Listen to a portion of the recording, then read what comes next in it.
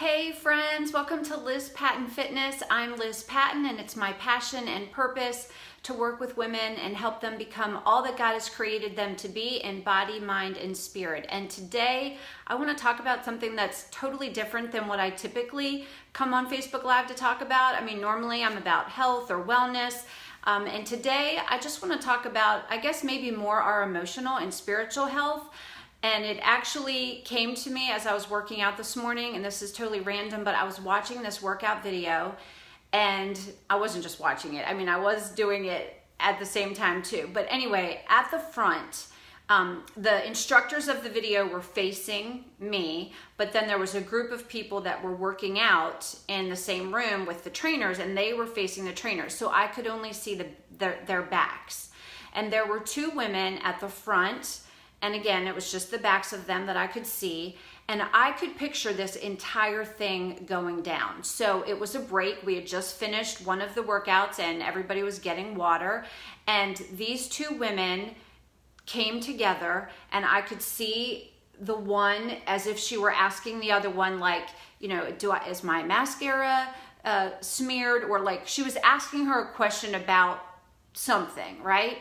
And it was like, I could just picture this happening between two girlfriends. And her friend was like reassuring her like that she was okay. And then, you know, the girl was like, okay, thank you. And then they parted and they picked up their weights again and they went on. Now look, I wasn't there and I don't know for sure that that's how it went down, but like I could totally just picture that whole thing happening because I've done that with a girlfriend, right? You're like out and, you know, do I have salad in my teeth? Like, is my, you know, mascara running down my face? Whatever, like.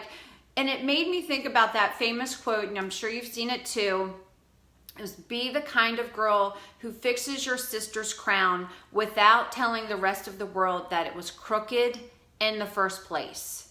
Right? Like, I have so much love for that quote and for that whole principle because in this crazy like social media world that we live in, I feel like there is so much self-promotion and so much look at me, look at me.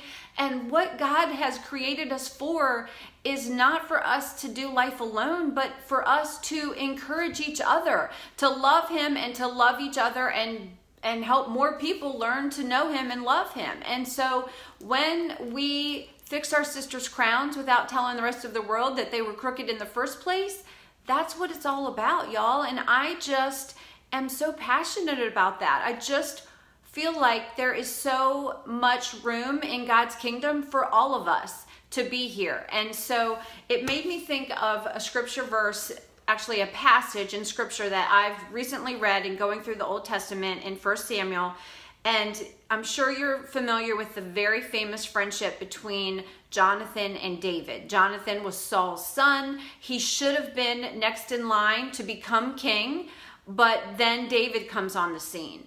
And Jonathan and David become fast friends. And it even tells us in 1 Samuel chapter 18 that their souls were connected. It says, after David had finished talking with Saul, Jonathan became one in spirit with David, and he loved him as himself. From that day, Saul kept David with him and did not let him return to his father's house. And Jonathan made a covenant with David because he loved him as himself.